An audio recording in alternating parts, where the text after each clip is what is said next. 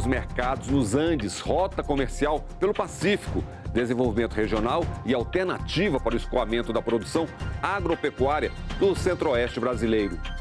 No Senado, as comissões de Infraestrutura e de Relações Exteriores debateram o potencial de comércio e desenvolvimento da região centro-oeste do país, com a implantação da rodovia binacional entre Brasil e Bolívia.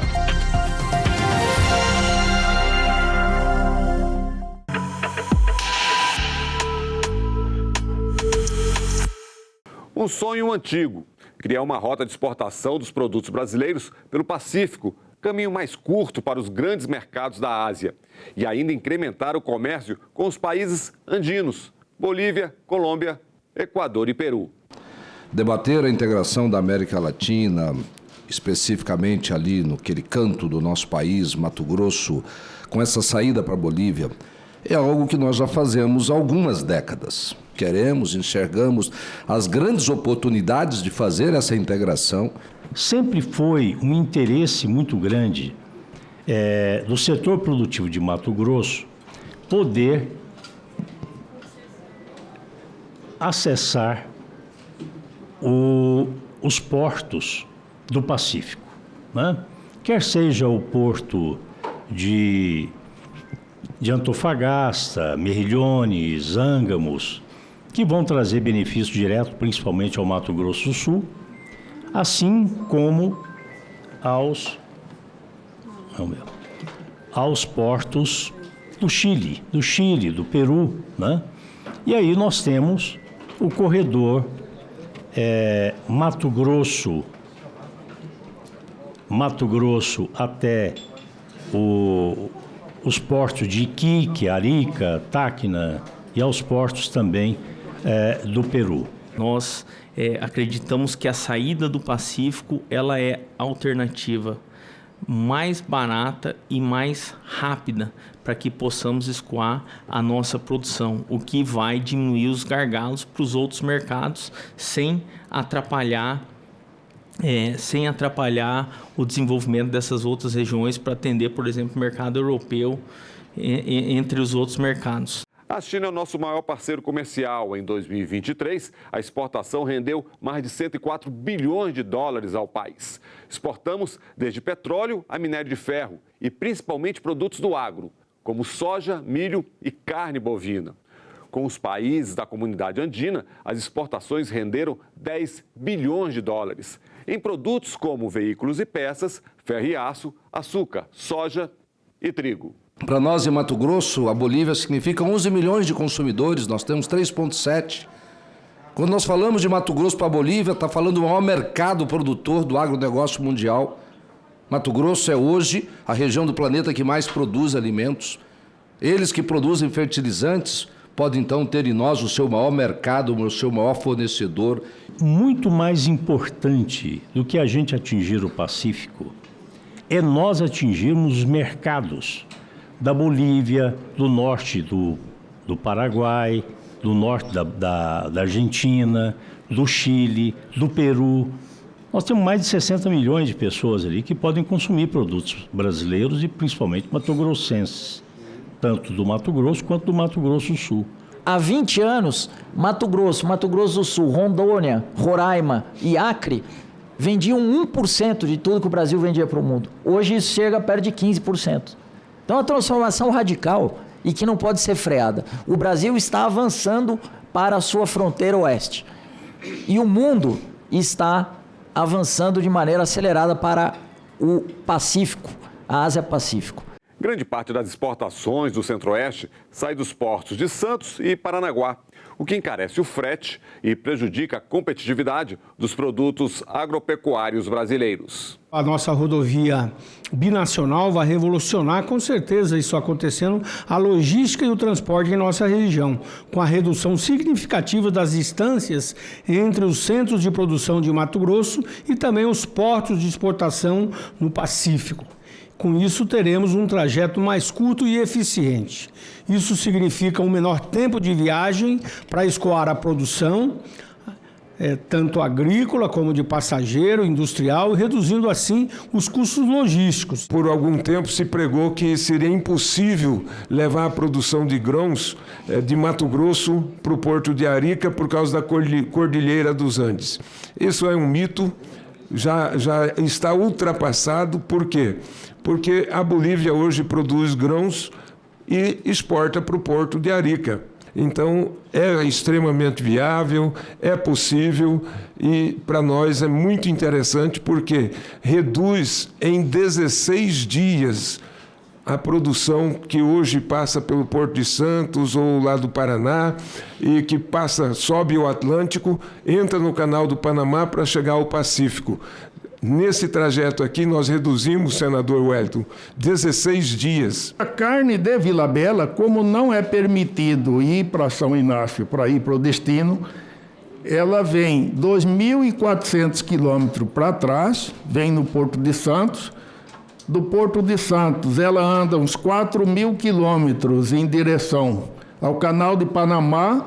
De lá, depois com todas as dificuldades de atravessar do canal, eles retornam uns 3.000 quilômetros e pega o destino da China. Então vamos ver aqui no mapa o que é esse corredor binacional. Numa primeira etapa, a intenção é investir na rodovia para ligar Vila Bela da Santíssima Trindade, no Brasil, à cidade de San Inácio de Velasco, na Bolívia. Depois, melhorar a conexão com portos marítimos do Chile e do Peru, no Pacífico.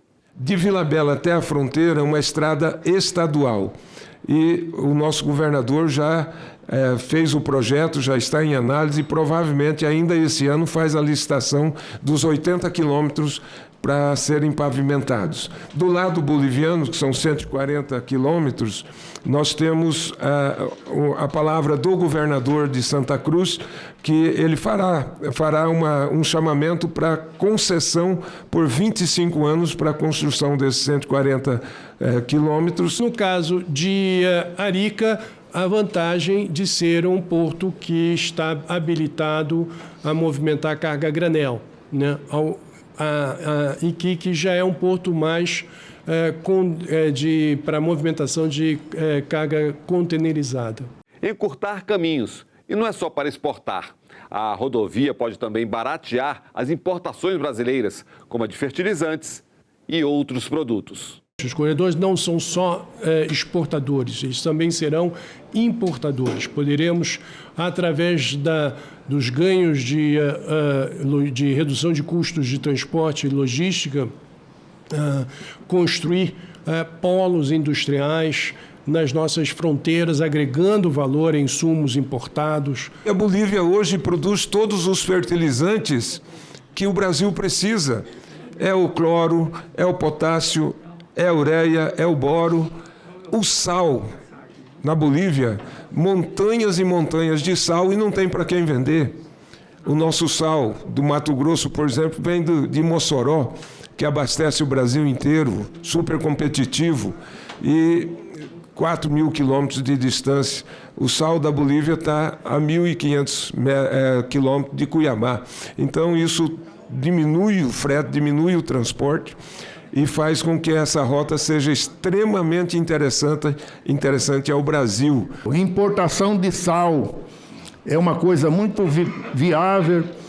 A própria ureia, nós estamos de Vila Bela a 700 quilômetros da fábrica de ureia, e a região da Vila Bela historicamente importa ureia da Ucrânia, que é 2.400 quilômetros no Porto de Santos, mais uns 18.000 quilômetros marítimos. Eles, historicamente, a vida toda comprou Ucrânia, Rússia, né?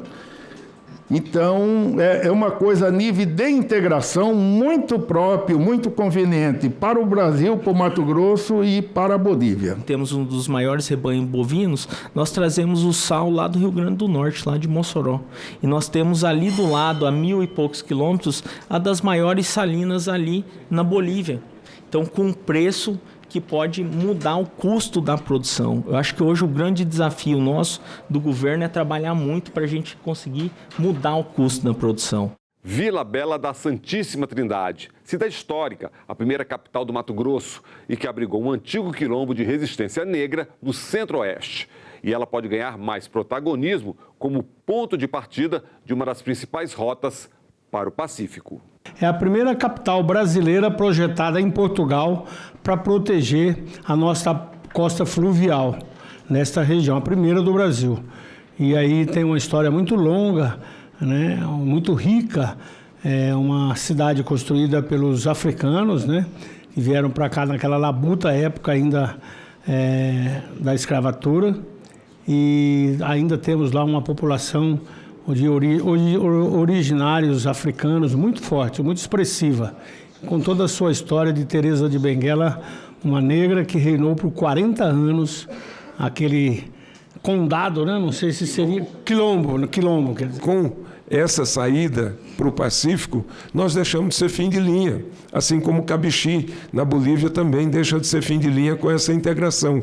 Com isso, nós entendemos que o desenvolvimento vai chegar, nós vamos ser porta de entrada, porta de saída. Uma estrada, 2 países, em região de fronteira, o que ajuda no escoamento da produção, também pode facilitar o transporte de produtos ilegais. Daí a importância dos órgãos de fiscalização de postos aduaneiros. Quem conhece a região sabe que, abrindo esse corredor, é mais um eixo de escoamento também, não só de produtos lícitos, mas de ilícitos como a cocaína, como o mercúrio e outros, né, ligados ao contrabando e ao descaminho que virão do país vizinho.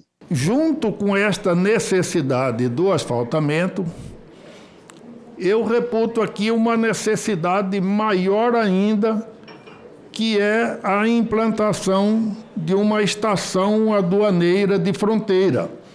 Porque eu sou testemunha, eu estou ali desde criança, eu sou testemunha que por falta dessa agência aduaneira de fronteira, obrigou a Bolívia a viver de costa para o Brasil e o Brasil viver de costa para a Bolívia. Qualquer iniciativa de qualquer cidadão de Vila Bela ou de São Inácio com relação ao outro país é ilegal, é crime, não é permitido. Então, em função dessa não permissão, nunca existiu nenhum tipo de integração, nenhum tipo de estabelecimento, de comércio, de turismo, né? O que nós precisamos de imediato? Que a estrada já existe, Vila Bela São Inácio já existe.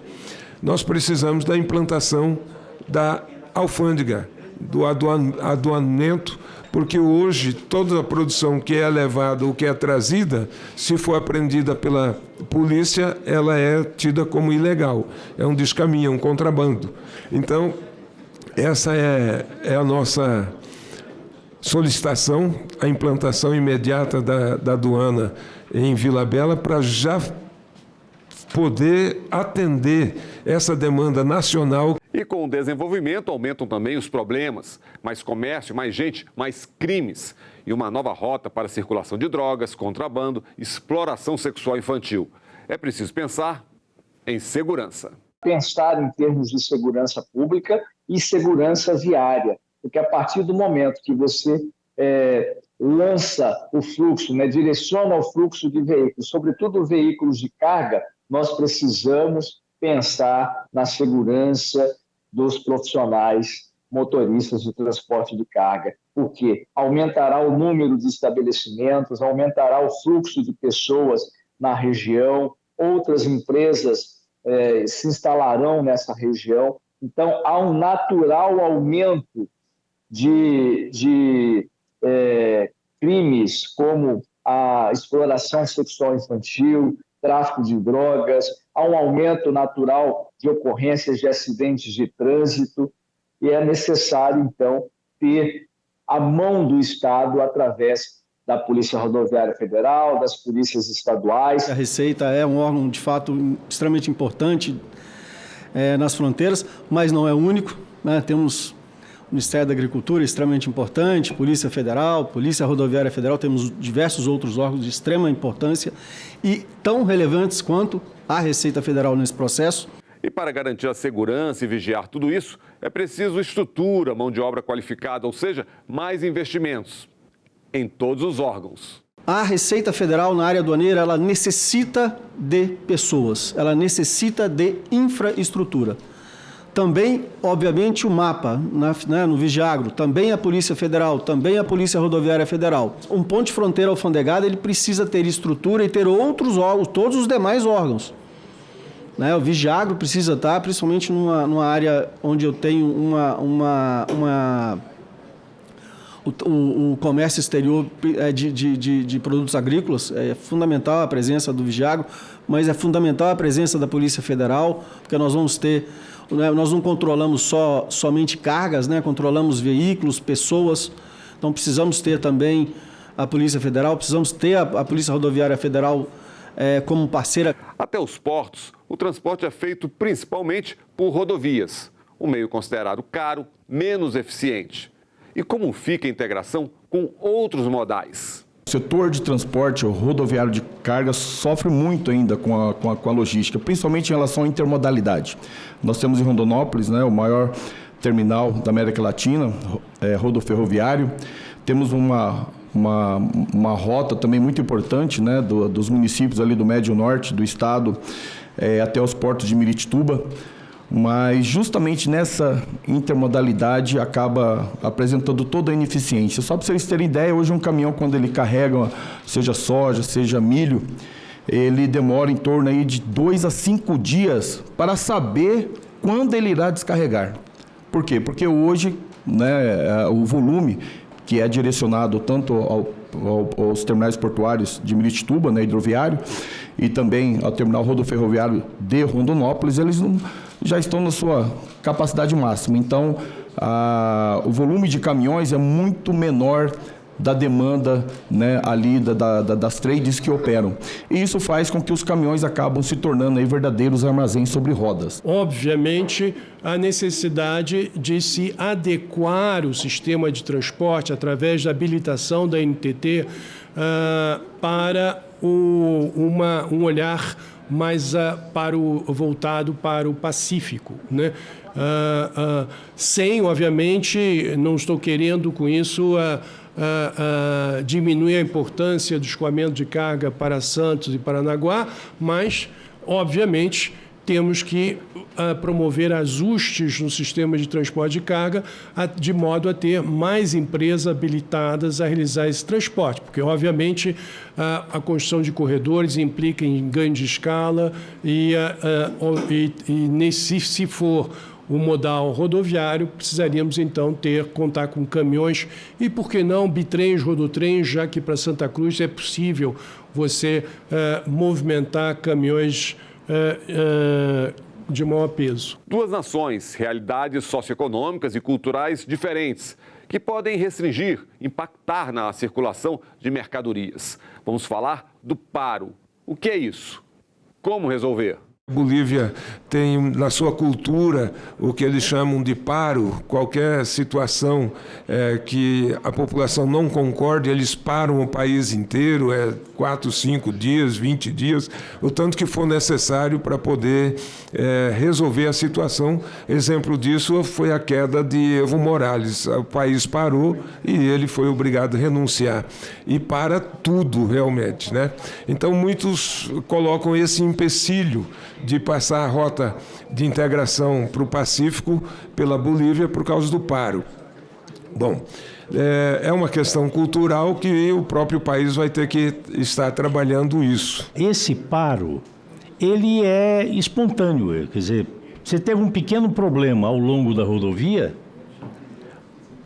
uma comunidade que faltou água, eles param a rodovia. Faltou energia elétrica, para a rodovia. Morreu um líder político, para a rodovia. Então, o que nos preocupa nesse corredor é o fato de você ter a insegurança de você ter uma carga que você tem dia e hora para ser entregue e essa carga ficar parada no paro. Pois é, gargalos, demandas. E o governo precisa agir, fazer acordos, ajustar leis, garantir parcerias para que o empreendimento, de fato, aconteça.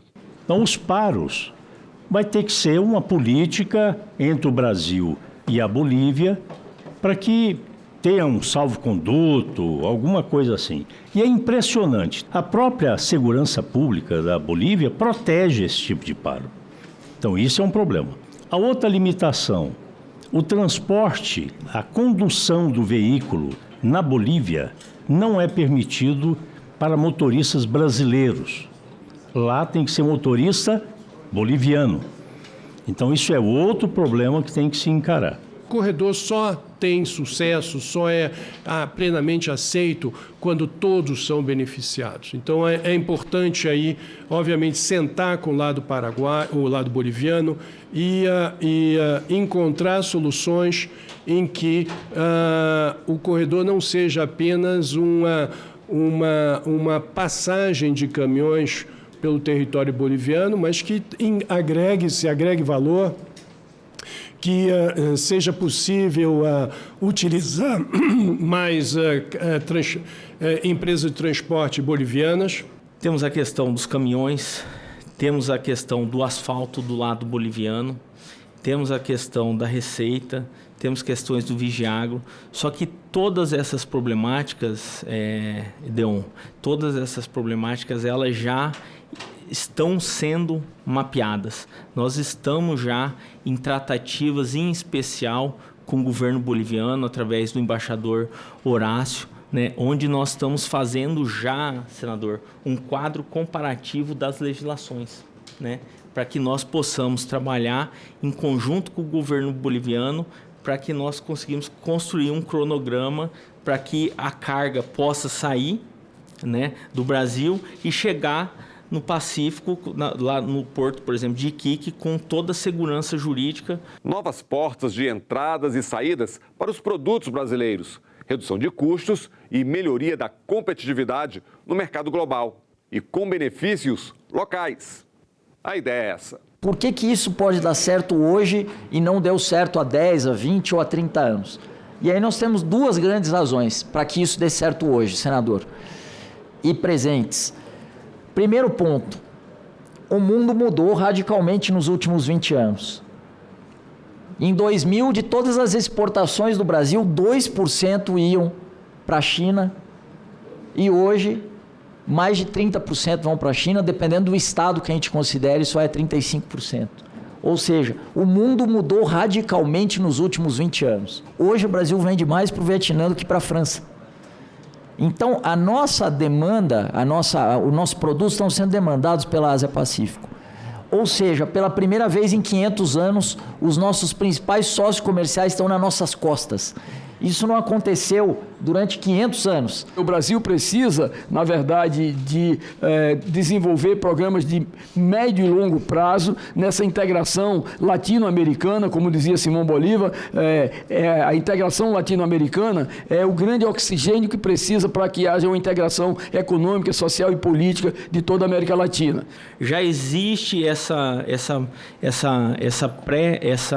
predisposição do governo boliviano em equacionar essas dificuldades, porque também o governo boliviano ele já identificou que para o desenvolvimento da Bolívia, o melhor parceiro econômico é o Brasil, é o agro brasileiro. E aqui não há dúvida, depois de tudo que discutimos, que esse empreendimento não é apenas uma estrada, mas um verdadeiro corredor de oportunidades e desenvolvimento, capaz de capacitar e também impactar positivamente diversos setores da nossa sociedade, na sociedade conjunta brasileira, boliviana, também chilena e de todo o mercado andino e até do Mercosul. Eu vou dizer mais do que a rodovia, mais do que... porque o que nós estamos discutindo aqui é uma integração. Acredito que é possível, acredito que é necessário, mas nós temos que cada vez mais agir, porque falar o que nós falamos aqui, o que eu mesmo estou falando, tenho certeza que dezenas, centenas que nos antecederam falaram, mas nós temos que ir para o campo da ação e tornar isso realidade. É isso, o sonho antigo, desenvolvimento econômico, integração regional e maior protagonismo no comércio mundial. A discussão fica por aqui, até o nosso próximo programa.